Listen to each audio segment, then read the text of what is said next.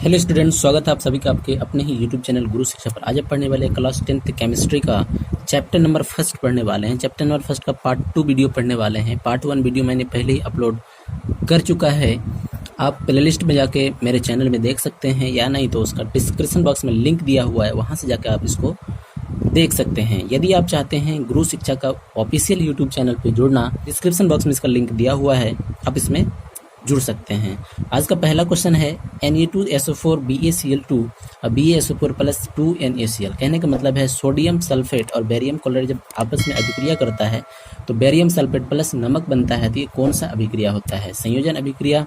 जब कोई दो पदार्थ या दो यौगिक आपस में जुड़कर कोई तीसरा यौगिक का निर्माण करता है तो क्या कहा जाता है? संयोजन अभिक्रिया कहा जाता है। वियोजन अभिक्रिया कहने का मतलब जब कोई एक यौगिक टूटकर दो या दो से अधिक यौगिक का निर्माण करता है तो उसको क्या कहा जाता है? आपका कहा जाता है वियोजन अभिक्रिया। द्विविस्थापन की अभिक्रिया में इसको डिटेल से समझते हैं। यहाँ देखिए सोडियम है आपका और यहाँ बेरियम है।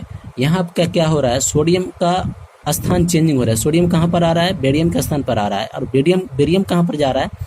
सोडियम का स्थान पर जा रहा है।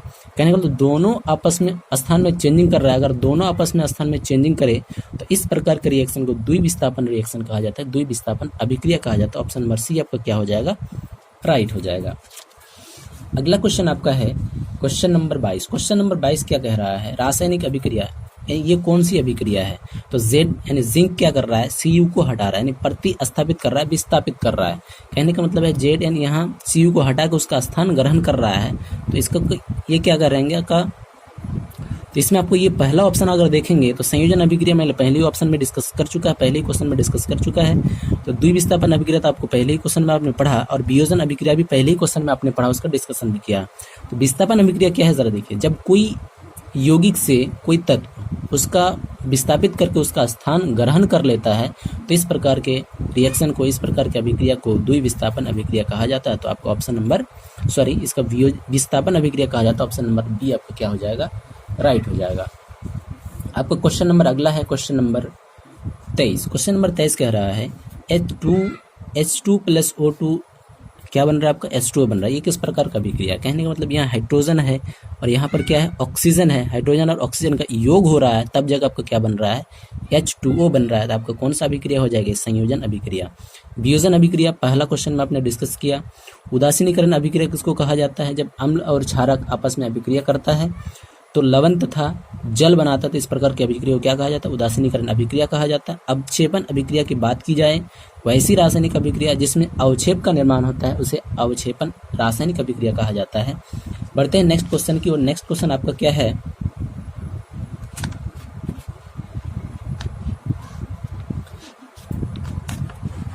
नेक्स्ट क्वेश्चन आपका है 24 नंबर क्वेश्चन। 24 नंबर क्वेश्चन क्या कह रहा है? निम्न में कौन ऑक्सीकरण की क्रिया नहीं है? कहने का मतलब ऑक्सीकरण की क्रिया उसे कहा जाता है जिसमें ऑक्सीजन का यूज होता है, फिर ऑक्सीजन का योग होता है। तो कहने का मतलब कोई दहन यानी कोई भी वस्तु जल रहा है तो वहाँ भी ऑक्सीजन का यूज होता ही है। तो ये ऑक्सीकरण की क्रिया है। हम लोग श्वसन लेते हैं तो ऑक्सीजन ही श्वसन के रूप में लेते हैं, तो ये भी ऑक्सीकरण का यहाँ भी यूज होता है, ऑक्सीकरण की क्रिया होती है। भोजन का पचने में भी सहायक होता है ऑक्सीजन, तो ये भी आपका क्या है? ऑक्सीकरण की अभिक्रिया है। लेकिन अवक्षेपण में कोई भूमिका नहीं होता है ऑक्सीजन का, इसलिए ऑक्सीकरण की अभिक्रिया नहीं है। ऑप्शन नंबर डी आपका क्या हो जाएगा? राइट हो जाएगा।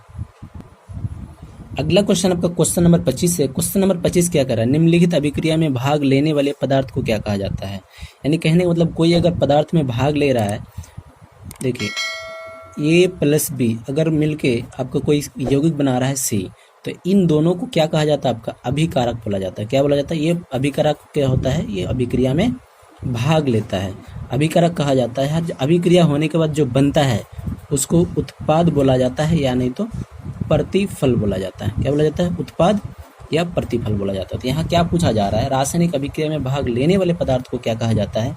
तो रासायनिक अभिक्रिया में भाग लेने वाले पदार्थ को क्या कहा जाएगा? ऑप्शन नंबर ए आपका राइट हो जाएगा, अभिकारक कहा जाता है। अगला क्वेश्चन आपका है क्वेश्चन नंबर 26। क्वेश्चन नंबर 26 क्या कह रहा है? जिंक तथा सल्फ्यूरिक अम्ल के बीच अभिक्रिया से निम्नलिखित में से कौन सी गैस बनती है? तो जिंक तथा सल्फ्यूरिक एसिड का फॉर्मूला क्या होता है? H2SO4। जब ये दोनों आपस में रिएक्शन करता है तो ये जो जिंक होता है हाइड्रोजन को हटा के उसका स्थान ग्रहण कर लेता है, तो आपको क्या हो जाता है? ZnSO4 बनता है और आपका निकल जाता है हाइड्रोजन गैस निकल जाता है। तो ऑप्शन नंबर आपका क्या हो जाएगा? सी राइट हो जाएगा। तो इसके बारे में थोड़ा सा जान लीजिए। इसको क्या कहा जाता है? सल्फ्यूरिक एसिड कहा जाता है। बैटरियों के अंदर कौन सा अम्ल का यूज़ किया जाता है? तो सल्फ्यूरिक एसिड यानी H2SO4 का यूज़ किया जाता है। प्लस इसी को बोला जाता है आपका गंधक अम्ल बोला जाता है। और एक तरीका याद रख सकते हैं, और एक पॉइंट याद रख सकते हैं, इसको अम्लों का राजा भी कहा जाता है। अगला क्वेश्चन आपका है क्वेश्चन नंबर 27। क्वेश्चन नंबर 27 क्या कह रहा है? रासायनिक अभिक्रिया के दौरान किसी पदार्थ में ऑक्सीजन का ह्रास क्या कहलाता है? मैंने पहले ही डिस्कस किया था पार्ट 1 वीडियो में। अगर आपने नहीं देखा तो डिस्क्रिप्शन बॉक्स में इसका लिंक दिया हुआ है, जाके पार्ट 1 वीडियो आप देख सकते हैं। ऑक्सीकरण उपचयन की अभिक्रिया कहते हैं जिसमें ऑक्सीजन का ह्रास होता है और हाइड्रोजन का क्या होता है? योग होता है। और ऑक्सीजन का योग होता है यहाँ, और हाइड्रोजन का क्या होता है? ह्रास होता है। और अपचयन की बात करें तो अपचयन कहते किसको है? जब ऑक्सीजन का ह्रास होता है और हाइड्रोजन का योग होता है तो इसको क्या कहा जाता है? अपचयन कहा जाता है। संचरण किसको कहते हैं? संचरण कहते हैं जब कोई पदार्थ में जंग लग जाता है तो जंग लगने की प्रक्रिया को क्या कहा जाता है? संचरण कहा जाता है। इस क्वेश्चन में क्या कहा जा रहा है? रासायनिक अभिक्रिया के दौरान किसी पदार्थ में ऑक्सीजन का ह्रास क्या कहलाता है? ऑक्सीजन का ह्रास आपका क्या कहलाएगा? ऑक्सीजन का हटना आपका क्या कहलाएगा? अपचयन कहलाएगा। ऑप्शन नंबर बी आपका राइट हो जाएगा। अगला क्वेश्चन आपका है क्वेश्चन नंबर 28। क्वेश्चन नंबर 28 आपका क्या कह रहा है? जब कोई धातु अपने आसपास अम्ल आर्द्रता आदि के संपर्क में आती है तब ये संक्षारित हो जाती है। इस क्रिया को क्या कहते हैं? यानी कहने का मतलब जब कोई धातु अपने आसपास की आर्द्रता यानी पानी वगैरह के संपर्क में आता है तो उसमें जंग लग जाता है, संक्षारित हो जाता है, तो उस रिएक्शन को क्या कहा जाता है? उस अभिक्रिया को क्या कहा जाता है? तो उस अभिक्रिया को क्या कहा जाता है? संक्षारण कहा जाता है। इसका मेन एग्जाम्पल आप देख सकते हैं, मुख्य एग्जाम्पल देख सकते हैं, लोहे में जंग लगना। अगर पूछा जाए कि संक्षारण का एक एग्जाम्पल देना है तो लोहे में जंग लगना एक संक्षारण का उदाहरण है। और अगर किसी आपका लोहे में जंग लग जाता है, संक्षारण की स्थिति हो जाती है, इसको खत्म करने के लिए जस्ता का पेंट कर दिया जाता है। क्या किया जाता है? जस्ता का पेंट किया जाता है।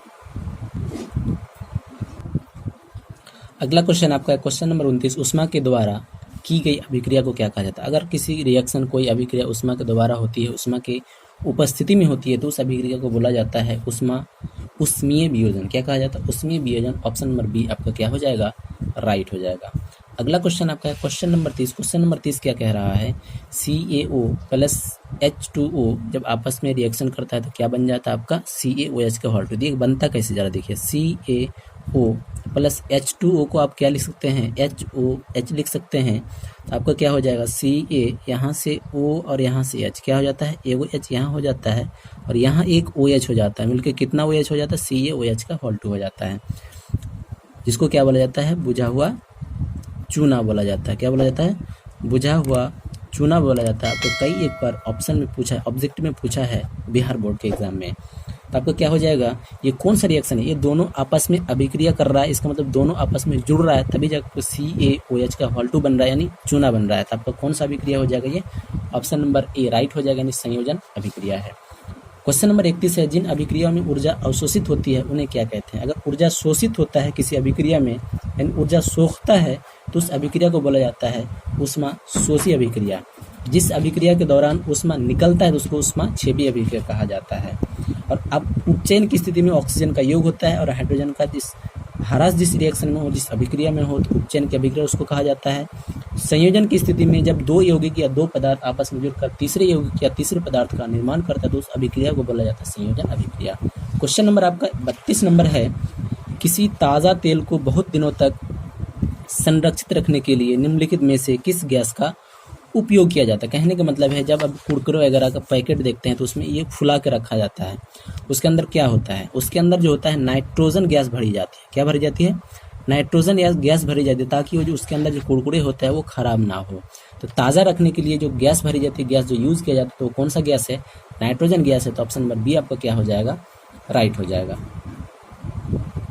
नेक्स्ट क्वेश्चन आपका है क्वेश्चन नंबर 33 क्वेश्चन है खाना बनाने में प्रयुक्त द्रवीभूत पेट्रोलियम गैस LPG का प्रमुख अवयव है। कहने का मतलब है जो LPG होता है, LPG का फुल फॉर्म क्या होता है जरा आप जान लीजिए। LPG का फुल फॉर्म होता है लिक्विफाइड, क्या होता है? Liquefied petroleum gas. क्या होता है? लिक्विफाइड पेट्रोलियम गैस, यानी इसको हिंदी में बोला जाए तो द्रवीभूत पेट्रोलियम गैस। LPG का प्रमुख अवयव क्या होता है? हालांकि ये बना होता है इथेन और प्रोपेन से, इथेन और प्रोपेन से बना होता है। लेकिन अगर प्रमुख अवयव पूछे तो इसका प्रमुख अवयव जो होता है, प्रमुख अवयव आपका हो जाएगा ब्यूटेन, यानी आइसोब्यूटेन इसका क्या हो जाएगा, प्रमुख अवयव हो जाएगा, मेन अवयव हो जाएगा। ऑप्शन नंबर सी आपका क्या हो जाएगा, राइट हो जाएगा। अगला क्वेश्चन आपका है क्वेश्चन नंबर 34, रेडॉक्स अभिक्रिया में क्या होता है। कहने का मतलब आपको मैंने पढ़ाया था, आपको मैंने बताया था उपचयन अभिक्रिया और एक बताया था अपचयन अभिक्रिया। अगर उपचयन अभिक्रिया है, उपचयन अभिक्रिया के दौरान क्या होता है, ऑक्सीजन का योग होता है और हाइड्रोजन का क्या होता है, ह्रास होता है। और अपचयन की स्थिति में ऑक्सीजन का ह्रास होता है और हाइड्रोजन का क्या होता है, योग होता है। और मैंने बताया था अगर किसी अभिक्रिया में, किसी रिएक्शन में इन दोनों क्रिया आपस में हो रही है, यानी उपचयन और अपचयन की क्रिया आपस में साथ साथ हो रही है, तो उसको क्या बोला जाता था, रेडॉक्स अभिक्रिया बोला जाता था। यहाँ क्या ऑप्शन में दे रहा है, सिर्फ ऑक्सीकरण होता है, तो ये भी ऑप्शन आपका क्या हो जाएगा, गलत हो जाएगा। सिर्फ अवकरण भी नहीं होगा, ऑक्सीकरण और अवकरण क्या होता है, दोनों। उपचयन को ऑक्सीकरण बोला जाता है और अपचयन को क्या बोला जाता है, अवकरण बोला जाता है। तो जिस अभिक्रिया में ऑक्सीकरण और अवकरण दोनों अभिक्रिया साथ साथ होती है, उस अभिक्रिया को बोला जाता है रेडॉक्स अभिक्रिया। नेक्स्ट क्वेश्चन आपका है क्वेश्चन नंबर 35। क्वेश्चन नंबर 35 क्या कह रहा है, जिस न्यूनतम ताप पर कोई पदार्थ जलना प्रारंभ करता है उसे क्या कहा जाता है। तो जिस न्यूनतम ताप, सब को एक एक करके डिस्कस कर लेते हैं। ज्वलन ताप किसको कहा जाता है, जरा देखिए। ज्वलन ताप वह न्यूनतम ताप जिस पर कोई पदार्थ जलने लगता है। कहने का मतलब है वह कम से कम तापमान जिस पर कोई पदार्थ जलने लगता है उसको क्या कहा जाता है, ज्वलन ताप कहा जाता है। तो ऑप्शन नंबर ये आपका क्या हो जाएगा, राइट हो जाएगा। लेकिन द्रव्यनांक क्या है, द्रव्यनांक समझिए। द्रव्यनांक कहते हैं कोई पदार्थ अगर ठोस से द्रव अवस्था में परिवर्तित होता है तो उस कंडीशन को, उस स्थिति को क्या कहा जाता है, द्रव्यनांक कहा जाता है।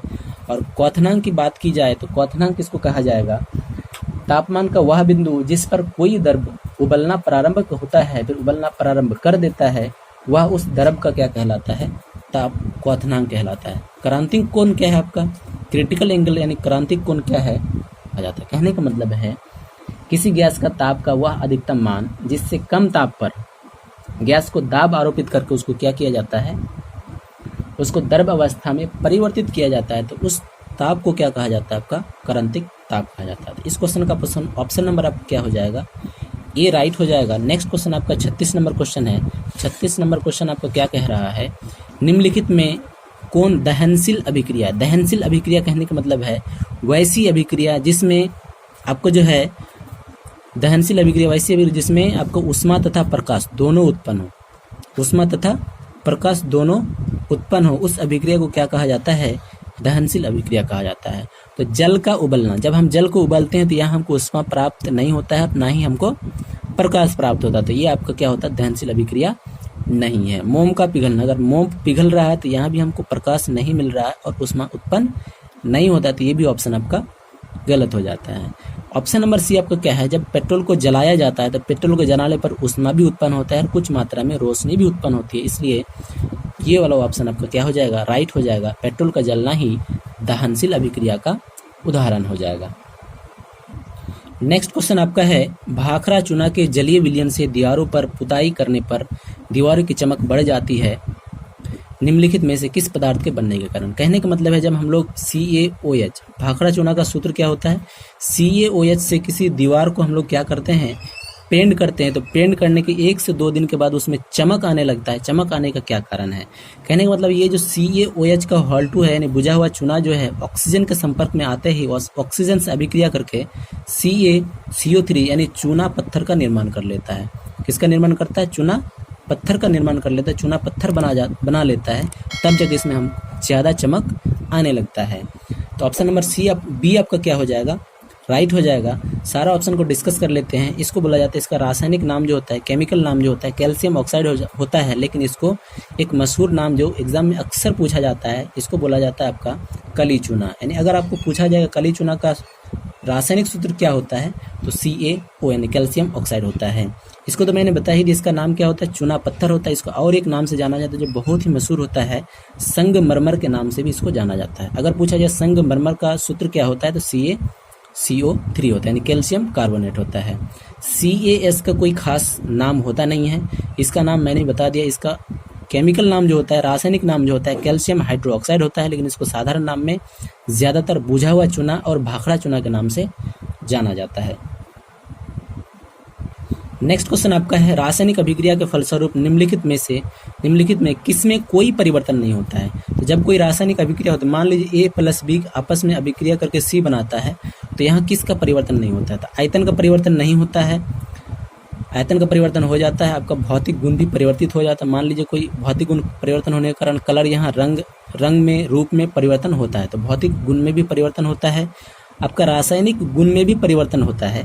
लेकिन एक ऐसा टर्म है जो द्रव्यमान है, मान लीजिए यहाँ H2 का 2 परमाणु, इसका द्रव्यमान जितना होगा अभिक्रिया होने के बाद इधर जितना H2 होगा इसका भी द्रव्यमान उतना ही होता है, वजन उतना ही होता है। तो द्रव्यमान में आपका चेंजिंग नहीं होता है, बाकी आयतन में आपका चेंजिंग होता है, भौतिक परिवर्तन में भी चेंजिंग होता है और रासायनिक गुण में भी आपका चेंजिंग होता है। तो ऑप्शन नंबर सी आपका क्या हो जाएगा, राइट हो जाएगा। अगला क्वेश्चन आपका है, अभिक्रिया H2S + Cl2 अभिक्रिया करके HCl+S बन रहा है में कौन पदार्थ ऑक्सीकारक है। कहने का मतलब ऑक्सीकरण का अभिक्रिया जिसके कारण होगा उसको क्या कहा जाएगा, ऑक्सीकरण कहा जाएगा। यहाँ जो क्लोरीन है, क्लोरीन क्या कर रहा है, इस S को हटा रहा है, इस S को क्या कर रहा है, हटा रहा है। तो यहाँ इसके साथ क्या कर रहा है, क्लोरीन जुट रहा है, यानी इसके कारण से ऑक्सीकरण की अभिक्रिया हो रही है, इसलिए क्लोरीन को ही क्या कहा जाएगा, ऑक्सीकरण कहा जाएगा, यानी ऑक्सीकारक कहा जाएगा। तो ऑप्शन नंबर आपका क्या हो जाएगा, बी नंबर क्या हो जाएगा, राइट हो जाएगा। इस वीडियो का अंतिम क्वेश्चन है, क्वेश्चन नंबर 40 नंबर क्वेश्चन है आपका। 40 नंबर क्वेश्चन क्या है, 40 नंबर क्वेश्चन कह रहा है, निम्नलिखित में कौन सा पदार्थ फोटोग्राफी में प्रयुक्त होने वाला फिल्म बनाने में प्रयुक्त होता है, यानी फोटोग्राफी में यूज होने वाला कौन सा पदार्थ है। तो फोटोग्राफी में प्रयुक्त होने वाला पदार्थ जो है सिल्वर ब्रोमाइड है, इसका रासायनिक नाम क्या हो जाएगा, सिल्वर ब्रोमाइड, यानी सिल्वर ब्रोमाइड का यूज जो होता है फोटोग्राफी में यूज किया जाता है। यदि आपको वीडियो पसंद आए तो वीडियो को लाइक करें, कमेंट करें, शेयर करना ना भूलें और चैनल को सब्सक्राइब करना ना भूलें, क्योंकि चैप्टर नंबर 2 का वीडियो जस्ट लाने वाला हूं। तो अगले संडे को तो चैप्टर नंबर 2 पढ़ने के लिए, चैप्टर नंबर 2 का वीडियो देखने के लिए आप क्या करें, हमारे चैनल को सब्सक्राइब जरूर कर लें। यदि कोई क्वेश्चन हो इस वीडियो से रिलेटेड या फिर किसी भी चैप्टर से रिलेटेड तो आप कमेंट बॉक्स में लिख सकते हैं।